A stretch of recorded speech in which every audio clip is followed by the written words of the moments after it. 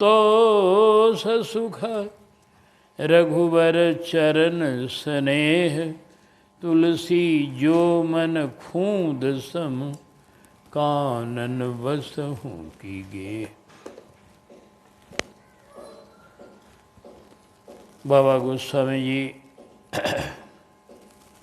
दोहावली में एक ये दोहा बोल रहे हैं कि जीव का कैसा भजन होना चाहिए।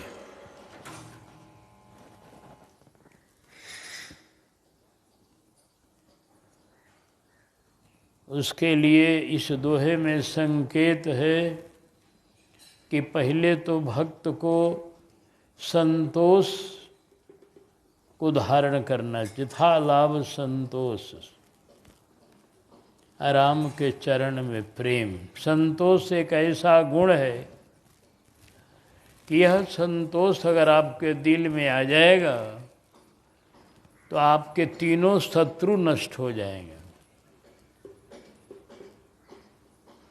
क्रोध भी, काम भी, लोभ भी, तीनों के विषय में बाबा ने लिख दिया है। काम के विषय में काबूसुन्नी जी कहते हैं, बिनु संतोष न काम नशाएं, कामनाओं का विनाश संतोष से होगा।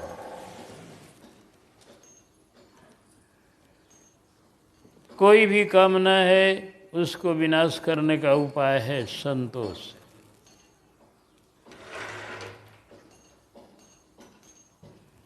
और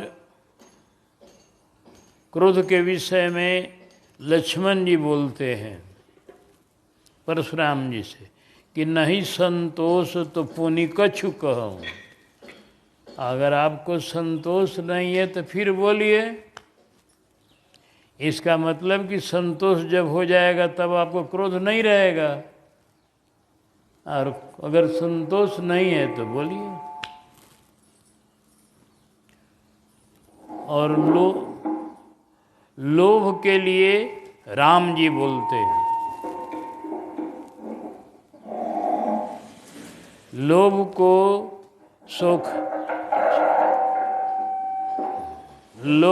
सोखने वाला कोई है तो संतोष है। उचित अगस्ति पंथ जल सोखा, जिमि लोभ ही सोख ही संतोष। ये संतोष जो है कृपान है, विरति चर्म संतोष कृपाना। तो कृपान जो होता है वो तीन धार वाला होता है, आगे भी होता है उसको धार, ऊपर भी होता है, नीचे भी होता है, तीनों तरफ धार रहती है। कृपान को चलाने वाला सामने के शत्रु को भी मारता है, इस बगल के भी, इस बगल के भी। तो उसी तरह से यह संतोष कृपान है, विरति चर्म संतोष कृपान। इसके द्वारा सामने का शत्रु है क्रोध, उसको मारने वाला है ये। बाएं भाग का शत्रु है काम, उसको मारने वाला है। और दाहिने भाग पैसा कौड़ी बटोरने वाला हाथ है ना, लोभ, तो इसको मारता है ये दो। तीनों को समाप्त करने वाला अगर कोई है तो संतोष। इसलिए गोस्वामी जी ने कहा, यथा लाभ संतोष सुख, रघुवर चरण स्नेह। रघुवर के चरण में प्रेम हो, संतोष हो, और मन का स्वभाव क्या हो कि तुलसी जो मन खूंद सम। बाबा का ऐसा शब्द है कि सबको अर्थ नहीं आता है। बाबा एक एक से ऐसा शब्द लिखे हैं जो जिस समाज में शब्द प्रचलित है उस समाज के लोग समझेंगे। खूंद कहते हैं घोड़ा जहाँ ठहरता है, रहता है, वो एक ही जगह अपना गोड़ हाथ पटकते रहता है, उस क्रिया का नाम खूंद है। जैसे घोड़ा अपना टाप एक ही जगह अपना रखता है, गिराते रहता है, ऊंचा करते रहता है, ऐसे ऐसे। उसी तरह से जिसका मन एक ही जगह अपना स्थिर रहता है राम जी के चिंतन में, चाहे उनका रूप का चिंतन हो, चाहे लीला का चिंतन हो, चाहे धाम का चिंतन हो, चाहे जो भी चिंतन रघुनंदन का जो है वह पकड़े रहता उसका। जिसका मन वह चाहे जंगल में रहे चाहे घर में रहे, दोनों बराबर है।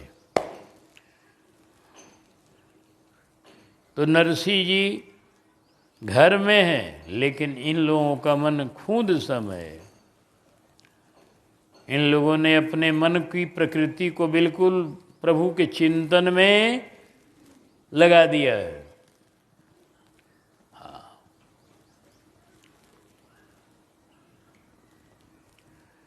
प्रभु के प्रेरणा से नरसिंह जी का चरित्र अभी कुछ दिन पहले हुआ।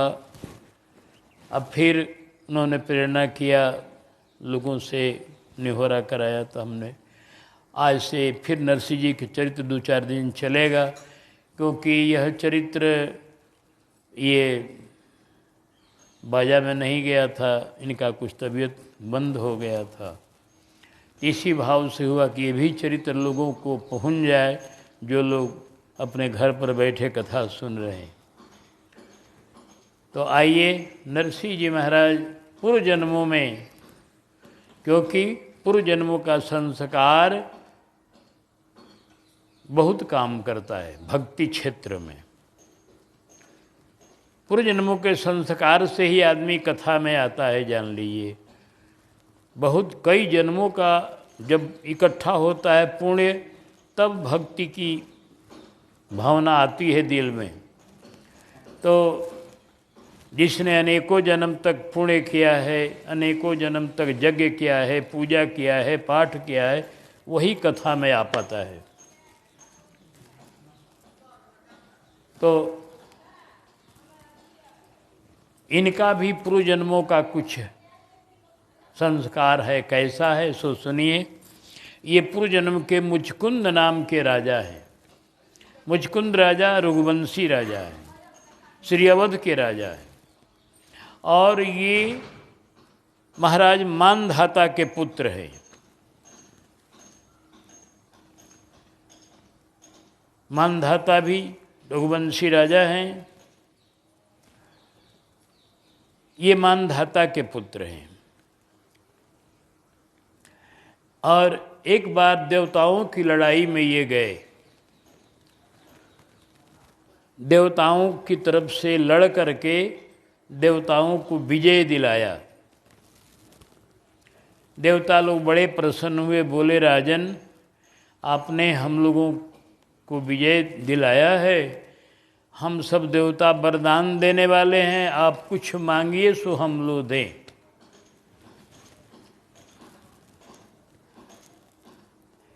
कहा हमको अब वरदान आप लोग यही दीजिए, कभी लड़ाई में बहुत दिनों तक हम जगते रहे हैं, जहाँ प्राणों की बाजी लगती है वहाँ नींद नहीं आती है। तो लड़ाई में तो प्राणों की बाजी है, तो बहुत दिनों तक जगते रह गए।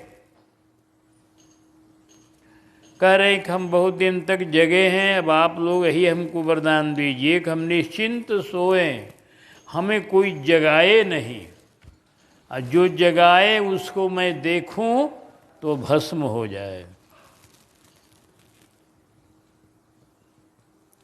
देवताओं ने कहा ठीक है, आप जाकर कहीं एकांत जगह में सो जाइए, और आपको कोई जगाएगा नहीं, जो जगाएगा वो आपकी दृष्टि पड़ते भस्म होगा।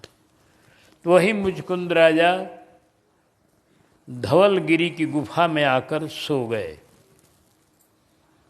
ये राम जी के अवतार के बहुत पहले के राजा हैं, बहुत पहले के।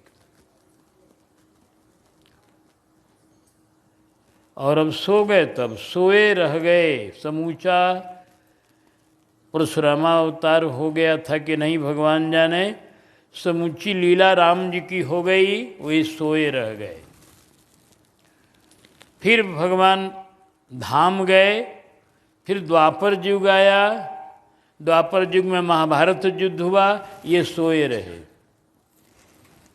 भगवान कृष्ण की लीला का अब अंतिम समय, अब ये धाम में जाने वाले हैं प्रभु ने सोचा कि ये पूरा महाराज इतने दिन सोए रह गए, अब नहीं जगेंगे अगर तो कलयुग आएगा, तो कलयुग में इनका अब यहाँ सोना ठीक नहीं, इनको जगाया जाए।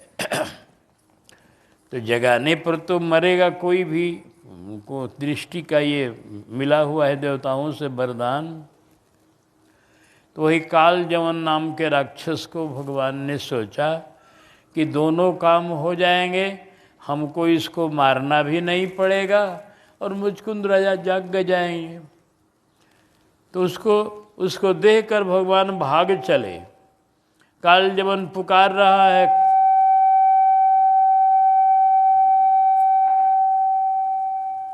काल जवन पुकार के कह रहा है, काल जवन यो कहे पुकारी, काहे भागे जात मुरारी।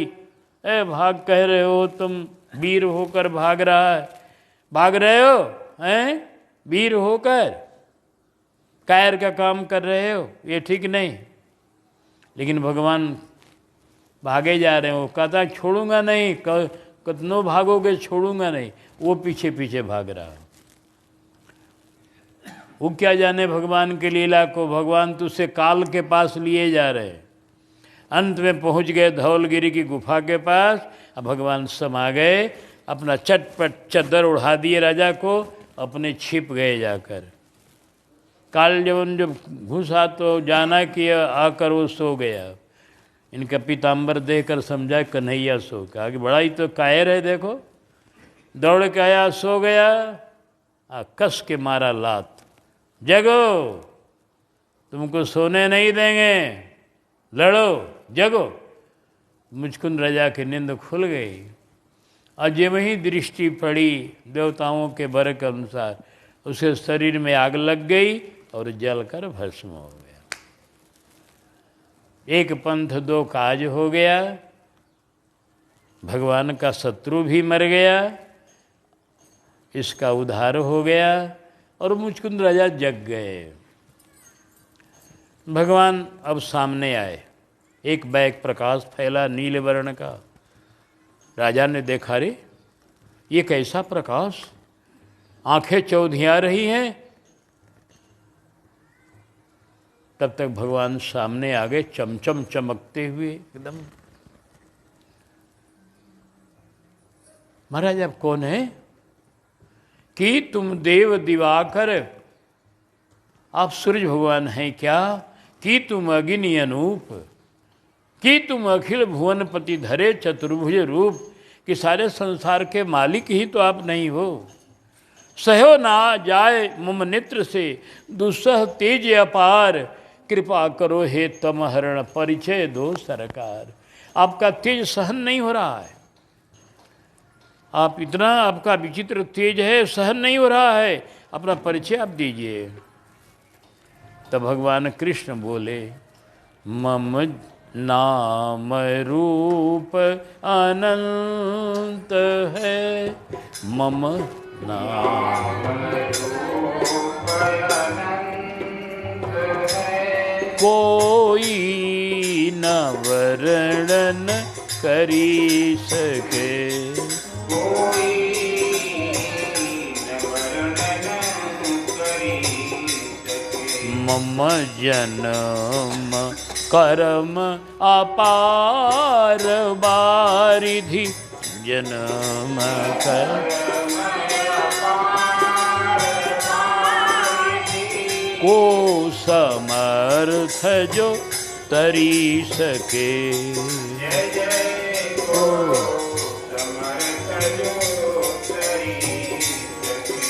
फिर भी कहूँ दो चार नाम, फिर भी कहूँ दो चार नाम, जो मेरे विख्यात है।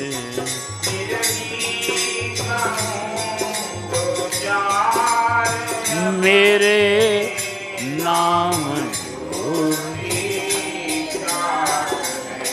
जो वसुदेव कृष्ण गिरि देवकी मनु हरने धरा का भार सुरप्रार्थित लिया अवतार हूँ हरने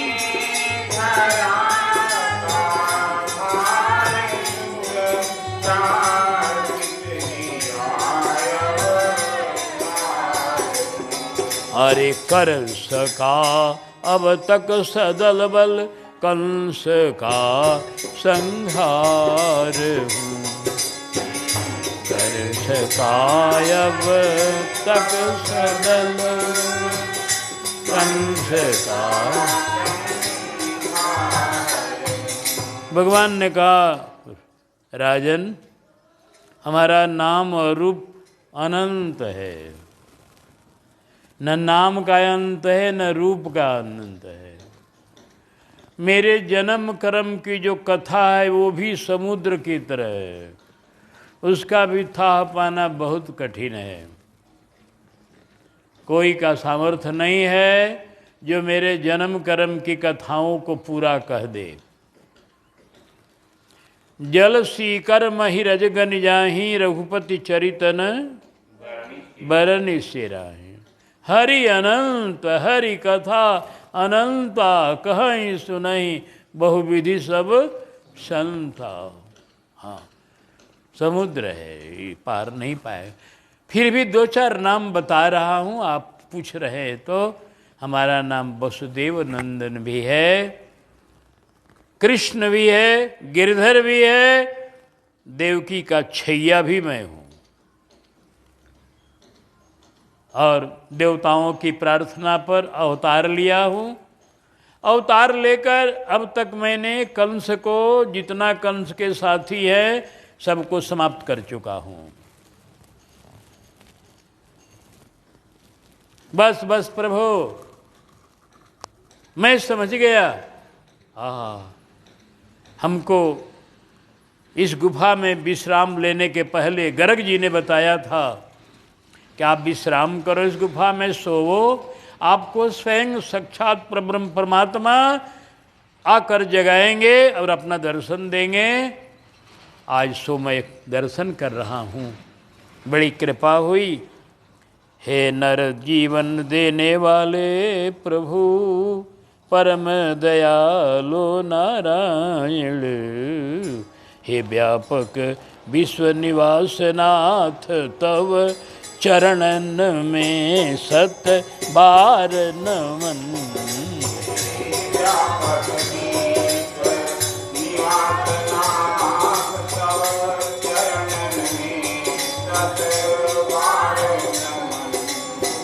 अरे जो भूल मोह बस चरणों को माइक प्रपंच में अटक रहे, रोते दुख पाते बिलख बिलख लख 84 में भटक रहे। प्रभु आपके चरण को जो भूल जाते हैं, वो 84 लाख जोनियों में चक्कर लगाते लगाते रोते बिलखते उनका करोड़ों करोड़ों बरस बीत जाता है।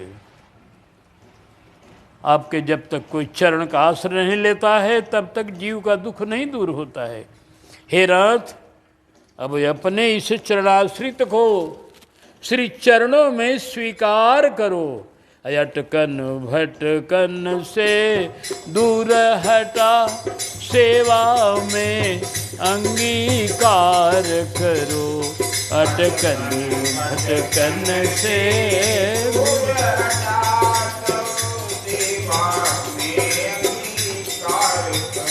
अटकन भटकन से दूर हटा सेवा में अंगीकार। अटकन भटकन से दूर हटा सेवा में अंगीकार करो। प्रभु हमको अपने चरणों का आश्रय दीजिए, अपने अब धाम में ले चलिए, हम आपके चरण के पास रहेंगे। भगवान ने कहा राजन आप बड़े स्थिर बुद्धि के हो। भगवान ने इसके पहले ये भी कहा था कि आप वर मांगो, कुछ आपको जो मांगना हो, लेकिन आपने हमसे कोई वर नहीं मांगा। मेरे चरणों का आश्रय आप चाहते हैं। आपकी इस निष्कामता को देखकर मैं बहुत ही प्रसन्न हूँ। जो निष्काम भक्त होते हैं वो बड़े मेरे प्यारे होते हैं, लेकिन आपको अभी मैं धाम में नहीं ले जाऊंगा। क्यों? आपके द्वारा कुछ सेवा लेनी है। गुजरात प्रदेश पाखंडियों का देश हो गया है।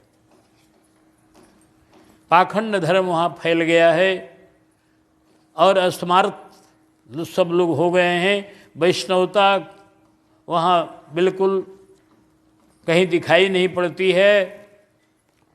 सभी लोग हमारे भक्ति से अलग, सिर्फ संसार के ही कार्यों में लगे हुए और हमारी आराधना से अलग हैं। तो उन लोगों को सबको भक्त बनाना है। आपको गुजरात प्रदेश को पावन करना है। इसलिए अभी आप कलयुग में फिर एक बार इस युग के बाद कलयुग आ रहा है। द्वापर युग बीत रहा है, इसके बाद कलिकाल आएगा। तो कलिकाल में आप एक ब्राह्मण के घर में जन्म लेंगे और आपका नाम नरसी होगा और आप भक्ति का प्रचार करके चारों तरफ फिर अमृत धाम में आएंगे। अभी आपको प्रभु की लीला बड़ी विचित्र है। नारद जी इस लीला को देख रहे थे। नारद जी ने कहा, देखो इनका लीला। मुचकुंद राजा कह रहे हैं कि मुझे धाम में ले चलिए, तो भगवान कहते हैं धाम में अभी नहीं ले जाएंगे, अभी जगत में रहिए आप, अभी यहीं रहना पड़ेगा। अभी आपको फिर जन्म लेना पड़ेगा, फिर भक्ति करना पड़ेगा, तब धाम देंगे। और पूतना चिल्ला रही है, छोड़ो छोड़ो कन्हैया, छोड़ो छोड़ो छोड़ो, हम रहेंगे जगत में, भगवान का तुमको छोड़ेंगे अब नहीं, तुमको धाम भेजेंगे हम। पूतना चिल्लाती रह गई कि छोड़ दो हमको दुनिया में, तो भगवान उसको दुनिया में नहीं छोड़े, उसको धाम भेजे। क्यों? कि प्रभु जानते हैं कि साधु रहेंगे जगत में तो जगत का कल्याण होगा। संसार के जीवों का उद्धार करेंगे वो जब तक रहेंगे। अपने दर्शन से, अपने वाणी से, अपने भक्ति से अनेकों जीवों का कल्याण करेंगे। और पूतना जैसी राक्षसी रहेगी दुनिया में तो कितने बच्चों को खा जाएगी, दुनिया को उजाड़ देगी, वो सबको दुख देगी। इसलिए भगवान जानते हैं किसको रखना जरूरी है और किसको धाम भेजना जरूरी है। ये दूसरे के बस की बात नहीं है, ये ठाकुर को मालूम है। इसलिए ठाकुर जो करते हैं सब उचित करते हैं। कहा मुचकुंद राजा अभी आप को एक बार जन्म लेना है। वही मुचकुंद राजा समय पाकर जिस समय गोस्वामी जी हुए हैं, गोस्वामी जी के बाद इनका जन्म हुआ है, कुछ दिनों के बाद, लेकिन बाबा के समय में ही ये चले गए हैं। इनका 53 वर्ष तक का आयु वर्णन जैसा भक्तमाल में हमने पढ़ा है। बाबा के समय में ये जन्म लिए और बाबा के समय में ही चले गए। गोस्वामी जी के समय में अंतर इतना ही था कि बाबा इधर उत्तर भारत को आनंदित कर रहे थे और उधर वो दक्षिण भारत को, दक्षिण और पश्चिम कही, पश्चिम की तरफ। हाँ, गुजरात भारत के पश्चिम की तरफ है। इस तरह से नरसी जब जन्म लिए तो इनके माता पिता नहीं रह सके, क्योंकि भगवान की लीला बड़ी विचित्र होती है। गोस्वामी जी को देखे माता पिता रहित कर दिए बचपन में। चंद्रहास जी को भी वही हुआ, माता पिता रहित। प्रहलाद जी को तो माता जरूर थी, पिता भी थे, पिता तो न दूसरे ढंग के थे, माता का कोई बसे नहीं चलने वाला था। तो भगवान बड़ी लीला करते हैं, उनकी लीला बड़ी विचित्र होती है। भक्तों के जीवन का चरित्र बड़ा विचित्र। बचपन में ही इनके दोनों माता पिता चले गए। जूनागढ़वास पिता मात तन नाश भयो, रहे एक भाई और भौजाई रीस भरी है। एगो भाई थे बंशीधर नाम के, एगो दुरित गौरी नाम की भाभी थी इनके। वो दुरित माने होता है पाप। कहीं न कौन इनका इसका नाम रख दिया था दुरित गौरी, तो पापमय थी भी। तो दुरित गौरी बड़ी झगड़ालू थी, बड़ी रीस वाली थी, बड़ी समझिए एकदम प्रचंड थी। वो एकदम प्रचंड चंडिका, बड़ी विचित्र थी वो घर में। वो नरसिंह जी के पड़ गई पाले। नरसिंह जी की भाभी है वो। अब नरसिंह जी को देखना नहीं चाहती थी। भक्ति भाव ये करते थे, बचपन से ही इनका संस्कार था। न तो उस प्रदेश में भक्ति भाव कहाँ से आएगी, लेकिन संस्कार पहले का, ये भक्ति करते। भक्ति करते, लेकिन गुजरात वहाँ के लोग इनका साथ नहीं देते। सब चारों तरफ विरोधी ही थे। कोई संत महात्मा कभी मिल जाते तो ये सत्संग किया करते। बस्ती माही संत जन आए, बस्ती माही संत जन आए, राम कृष्ण के गुणगन गाए, राम कृष्ण के गुणगन गाए, सहज ही चढ़्यो प्रेम को रंग, सहज ही चढ़्यो प्रेम को रंग, लगे प्रिय सदा भजन सत्संग, लगे प्रिय सदा भजन सत्संग, हृदय जिमि निर्मल गंग तरंग, हृदय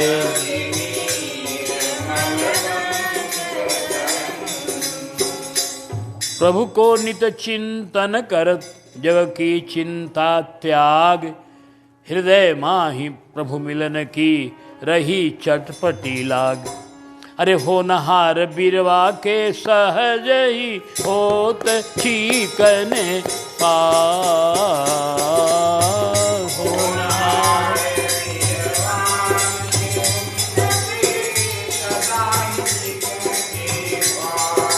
नरसी मेहता हरि के अनोखे भय भुवन, सी मेहता हरि के भक्त।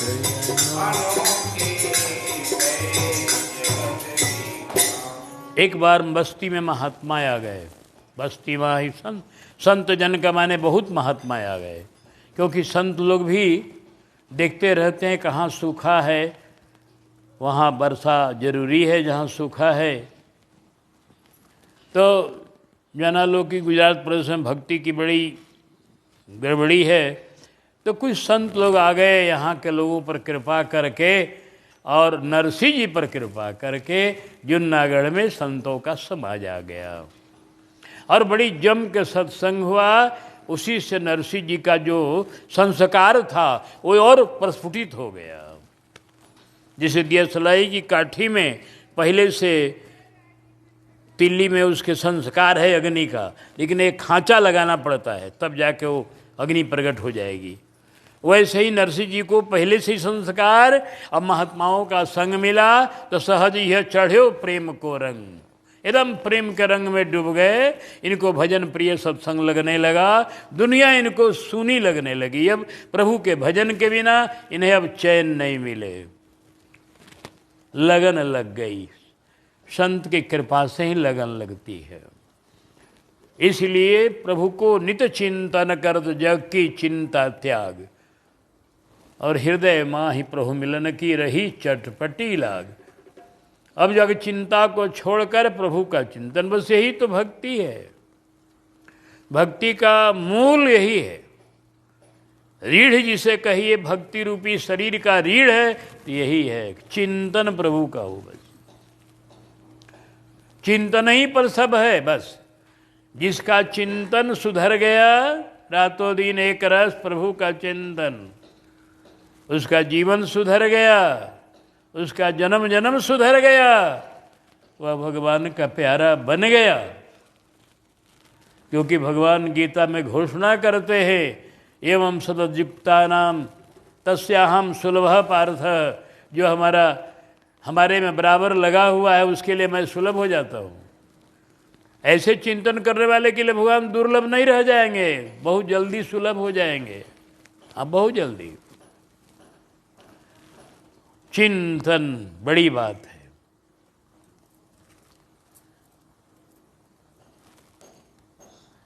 नरसिंह जी चिंतन अब करने लगे, जगत का चिंतन छोड़कर एकदम उनका हृदय में प्रभु के लगन लग गई।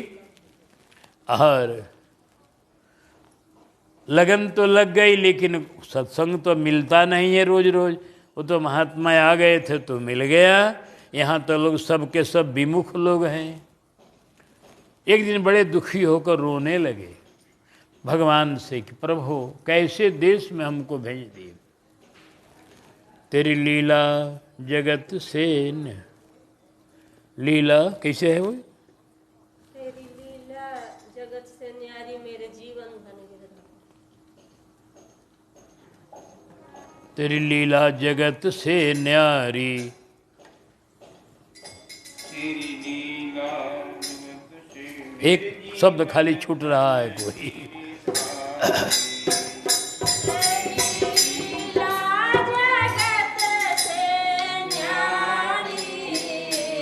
मेरे सावरिया गिरधार, तेरी लीला जगत से न्यारी, मेरे सावरिया मेरे जीवन धन गिरधारी, मेरे जीवन धन गिरधारी, तेरी लीला जगत से न्यारी, मेरे जीवन जानत नहीं गूढ़ गति तुम्हारी, ब्रह्माय त्रिपुरारी, जानत नहीं गूढ़ गति तुम्हारी, ब्रह्माय त्रिपुरारी। मैं अति मूढ़ मंदमति तापै, मैं अति मूढ़ विपदा ने मति मारी, मेरे जीवन धन गिरधारी, विपदा ने मति मारी, मेरे जीवन धन गिरधारी, तेरी लीला जगत से न्यारी,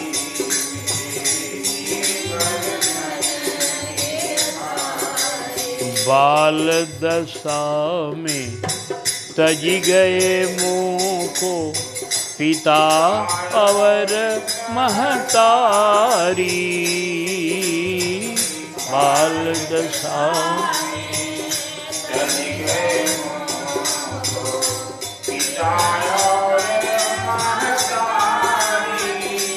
भैया भगवत विमुख मिल्यो यरो, भैया भगवत अरु भौजाई लड़िहारी, मेरे जीवन धन गिरधारी,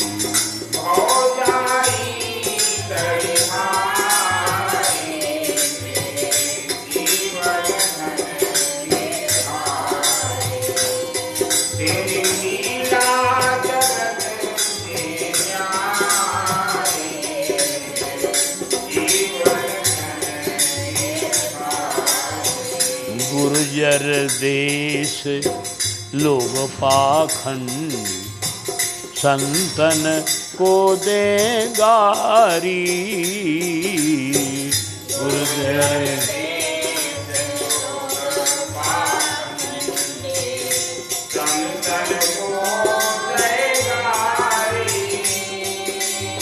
कंठी माला तिलक देखी के, कंठी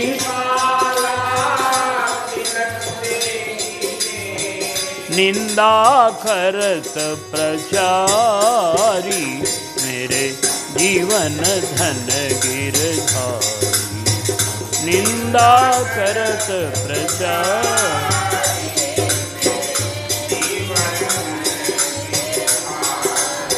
अरे तेरी लीला जगत से न्यारी।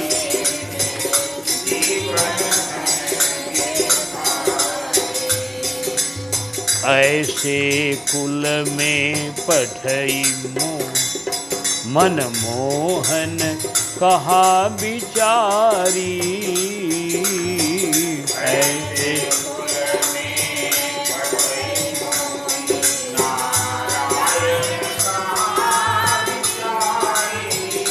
नरसी को तो रुचय भक्ति सत, नरसी को तो सतसंग।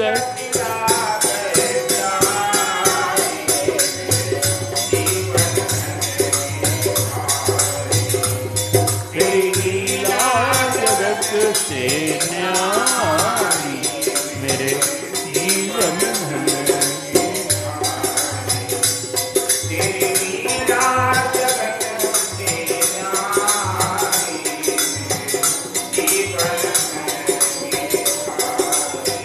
बड़ी अपनी दर्दिली कहानी अपने ठाकुर को सुना रहे थे एकांत में कि हे प्रभु, आपने ऐसे देश में मुझे भेज दिया कि जहाँ लोग पाखंडी लोग हैं, जहाँ संतों को गाली देने वाले लोग हैं, कंठी तिलक माला पहने हुए कोई महात्मा पहुँच जाते हैं तो उनकी खिल्ली उड़ाते हैं लोग। और घर में भी हमारी स्थिति ऐसी हो गई है कि माँ बाप तो है ये नहीं है, भौजाई जो है वो लड़ने वाली, भैया जो है भगवत विमुख हैं, घर में रहना भी कठिन, बाहर भी वही हालत, घर में भी वही हालत। ऐसे जगह आपने मुझे भेज दिया प्रभु, क्या सोच कर भेजा समझ में नहीं आ रहा है। हमको तो सत्संगति अच्छी लगती है, भजन अच्छा लगता है, और हमारे घर में चाहे बाहर सब लोगों को ये सब बिल्कुल तनिक भी प्रिय नहीं है। ये रो रहे थे भगवान के सामने। तो भगवान जब कृपा करते हैं तो संत मिलते हैं। भगवान की कृपा संत के रूप में आती है। हाँ, हुई जब से तुम्हारी नाथ मुझ पर दृष्टि करुणा की, तो पड़े दिखलाई पग पग पर प्रभु के प्यार की झांकी। तो प्यार की झांकी क्या? संतों का मिलन। संत मिले, बस समझिए कि आप पर भगवान ने कृपा मिल गई, कृपा मिल गई। अब मोहि भाव भरोसा हनुमंता, बिनो हरि कृपा मिले नहीं। तभी रो रहे थे, भगवान ने कृपा किया, एक संत को भेज दिया, बल्कि यूँ कहिए कि संत रूप में स्वयं चले आए।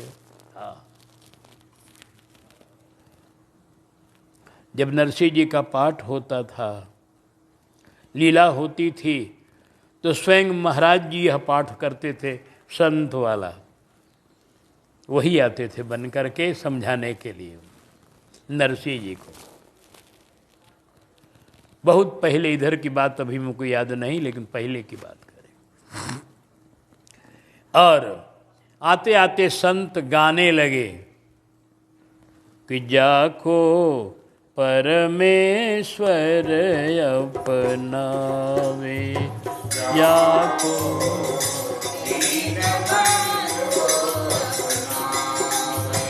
जाको दीन बंधु अपनावे।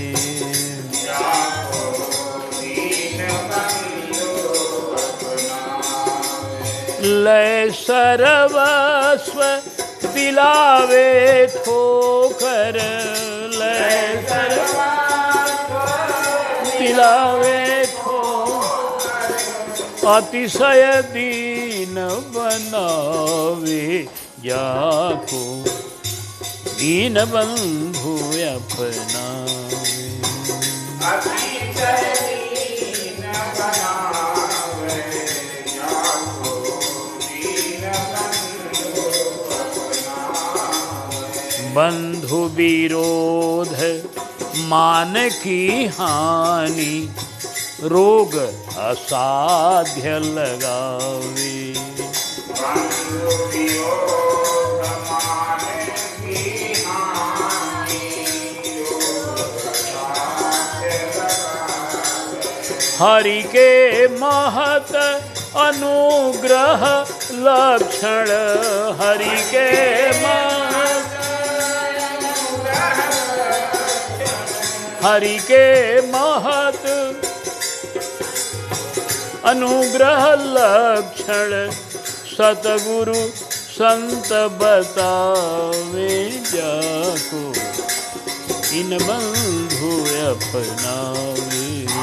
सतगुरु संत बतावे जाको दीन बंधु अपनावे जाको दीन बंधु अपनावे। सकल परिस्थिति प्रभु प्रदत्त गुनि, मुदित राम गुण गावे। सकल परिस्थिति प्रभु प्रदत्त गुनि, मुदित राम गुण गावे। यथा लाभ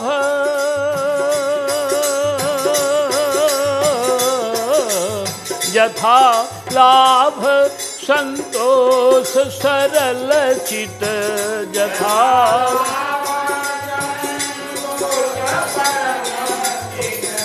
सेवा में मन लावे जाको दीन बंधु अपनावे।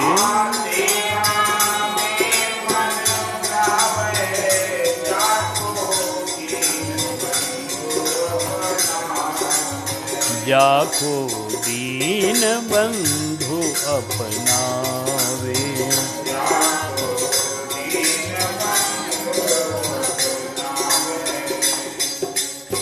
अस निष्काम अनन्य किंचन, अस निष् जय हो।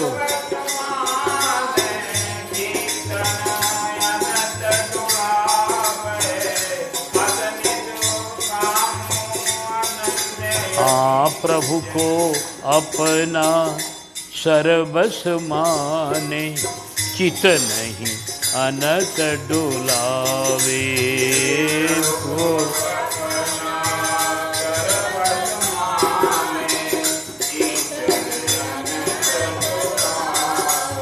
अस निष्काम अनन्य किंचन, अस निष्काम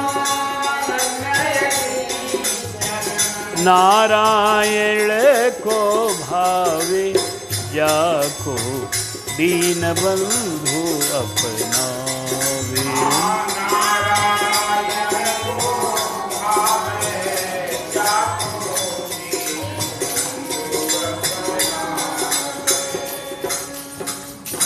क्या बढ़िया संत ने उपदेश दिया अपने पद के द्वारा। बालक घबराओ नहीं, जिसको दीनबंधु भगवान अपनाते हैं उसके ऊपर ही विपत्ति पड़ती है। हाँ, पहले उसका सब छीन लेते हैं, लय सर्वस्व, और दिलावे ठोकर, और फिर ऊपर से ठोकर दिलाते हैं, अत्यंत दीन बना देते हैं, कोई पूछने वाला नहीं रह जाता है। जब ये भगवान ने कृपा का लक्षण है। भाई से विरोध करा देते हैं, मान की हानि कर देते हैं, असाध्य रोग लग जाता है। ये सब प्रभु की कृपा के लक्षण हैं। भक्त जो है सारी परिस्थितियों को झेलता हुआ मगन रहकर गुण गाता है उनका। कोई परिस्थिति विकट से विकट, सदन जी के जीवन में दोनों हाथ कट गए एक बार, बिना अपराध के कट गए, देखने में कोई अपराध नहीं था, पूर्व जन्मों का तो था ही, लेकिन कटे हुए हाथ से गुण गाते हुए चल रहे हैं। कोई उनको चिंता नहीं हुई कि हमारा हाथ क्यों कटा, मैं भजन करने चला तो हाथ काहे कट गया ना। सारी परिस्थितियों में सकल परिस्थिति प्रभु प्रदत्त गुण मुदित राम गुण गावे, प्रभु का गुण गाता है। कृपा जब होती है, प्रभु को ही अपना सर्वस्व मानता है भक्त, इधर उधर चित्त नहीं डोलता है कभी भी, कितनों विकट परिस्थिति आ जाए, अपने चित्त को एकदम भगवान में रखता है वो। तुलसी जो मन खूंद सम, एकदम खूंद के समान, जैसे घोड़ा एक ही जगह टाप उठाता है रखता है, टाप उठा, उसी तरह से भक्त जो है अपना एक ही जगह लगे रहता है बस दिन रात प्रभु के चरणों के तरफ मन को लगाते रहता है, प्रभु के नाम में, प्रभु के लीला में, प्रभु के स्वरूप में, बस इसी में रहता हुआ एकदम पुलकित रहता है, एकदम बराबर मस्ती में रहता, मोदित रहो। ये जब सुना संत की वाणी को तो बड़े नरसिंह जी को संतोष हुआ। संत आ गए सामने, गाते गाते संत के चरणों में प्रणाम किया। संत ने उठाकर हृदय से लगाया, कहा बेटा तेरी सारी बातें मैं सुन रहा था, तुम रो रहे थे सो साहब मैंने सुना, उसी के अनुसार मैंने तुमको ये पद गाकर उपदेश दिया कि तुम घबराओ मत, तुमको इस क्षेत्र में कुछ कार्य के लिए प्रभु ने भेजा है। तुम्हारे जैसे भक्त को यहाँ भेजा है तो इसका कोई मतलब है? हाँ, रोगी जहाँ ज़्यादा है वहीं पर डॉक्टर को भेजा जाता है, जहाँ सूखा है वहीं बादल का महत्व होता है। तो तुमको यहाँ भेजा गया है कुछ कार्य के लिए, तुम घबराओ मत, प्रभु का भजन करते रहो, प्रभु कृपा करके तुम्हारी सारी परिस्थिति को संभालेंगे। अभी महात्मा के संग सत्संग होने लगा, देर हो गई। अब सत्संग में जब डूब जाते हैं साधु संत, अब थोड़े वो समय को देखते हैं। अब देर हो गई, अब बालक का शरीर है, भूख जोरों की लग गई, प्यास जोरों की लग गई। इधर घर में बंशीधर और दोनों भाई और भौजाई देख रहे हैं, आज नरसी पता नहीं कहाँ रुक गया है। 10 बज गए, अब हमारा ऑफिस जाने का समय हो गया, अभी तक उसका कुछ पता नहीं है, कहाँ चला गया है, क्या है। दुर्त गौरी बोली कि आपका दोष है, आपकी मनमानी है, आप उसको सहका है। नारी लोग बड़ी प्रचंड होती है, कोई कोई न पति को बहुत तंग कर देती है। अब नारी पति अनुकूला नारी तो दुनिया में कोई कोई होती है जो पतिव्रता है, पति अनुकूल है, पति के कभी कठोर नहीं बोलती है। नहीं तो नारी लोग बड़ा विचित्र होती हैं, ताड़िका की तरह और समझिए कि मंथरा की तरह और जो सुपनेखा की तरह है, बहुत विचित्र होती। अब वो उसी तरह की है, वह सीता सावित्री नहीं है, वह एकदम प्रचंड ताड़िका महारानी है। हाँ, ताड़िका को महारानी कह दी, चलो कोई बात नहीं, भगवान व्यंग में सब होता है। तो अरे हम महारानी कह दिए तो कौन बात, पहले ताड़िका जो खड़ी थी ना, बाबा खाकी वो बनवाए थे ना, तो हम जाते थे उस समय पाठ करने, बाबा के 108 पाठ किए हैं खाकी बाबा किया, मानस जी का 3-4 वर्ष तक का नियम हमारा एकदम लगातार रहा। तो हम जा रहे थे पाठ कर, रोज जाते थे नियम से सवेरे। तो कभी भेड़ा मेला का भीड़ा पड़ता था, कभी कभी तो माता लोगों से भेंट होता था, देहाती माता लोग हमसे पूछती थी कि ताड़िका देवी केने बाड़ी। हम कभी कहा देवी खड़ा ताड़िका देवी, उन्होंने कहा देखो देहात के बेचारी माता जी लोग उसको देवी समझ रही। चलो भगवान का दर्शन किया ताड़िका ने, भगवान के हाथ मर के उनके धाम में गई तो देवी है, ये है, कोई बात नहीं। भगवान के संपर्क कैसे हो जिसको प्राप्त हो गया वह बड़भागी जीव है। भगवान चाहे क्रोध करके प्यार करे, चाहे प्यार करे, चाहे क्रोध करे, दोनों तरफ से जीव का कल्याण है। तो कहने का मतलब किस तरह से वो ताड़िका की तरह प्रचंड रहने वाली वो दुरित गौरी बोली, आपने सहका दिया है, आपने सिर पर चढ़ा दिया है उस छोकड़े को, मेरा बस चले झाड़ू से बाहर के फेंक दो उसको।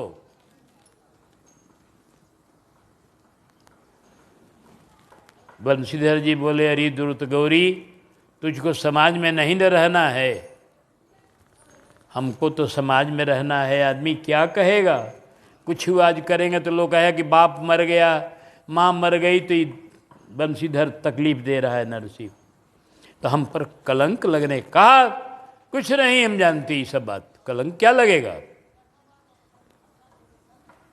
वैसा ही निगोड़ा है, जैसा है वैसा ही ना सत्कार उसका होगा।